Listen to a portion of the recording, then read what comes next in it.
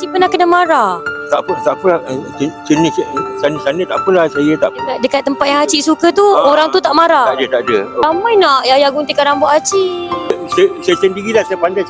Saya pandai, tak apalah. Okey, nak tanya kenapa Acik takut? Bukan saya Acik cerita kat Yaya.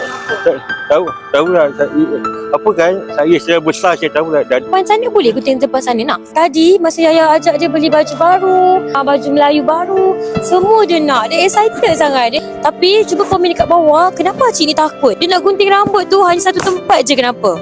Saya gunting rambut dulu. Lepas sana je lah. Apa, saya pun nak gunting rambut, kita gunting sama-sama. Betul. Fairuz pun nak gunting rambut. Ya, kan? Acik, Yaya ikut Yaya ikut Acik Yaya ikut. Yaya kena ikut. Acik potong sekali misai tau. Dia tak potong sini. Potong habis. Bulu hidung semua bulu hidung tau.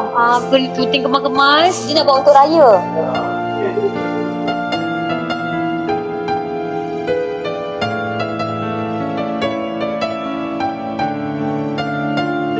Cik, handsome Acik handsome Abang ni handsome tak?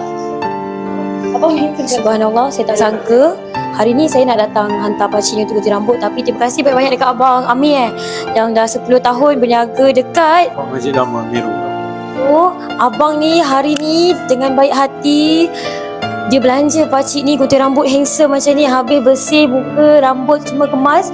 Korang support Abang Amir ni dekat tapak Masjid Lama depan dekat Pekan Meru, betul-betul depan Yaya Gadget. So semoga abang dilimpahkan rezeki juga.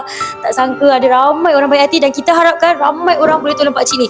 Jangan kata pakcik ni kaya. Sebab apa? Pakcik tak ada siapa-siapa kat sini kan? Ya, betul. Pakcik susah kan? Ya, susah.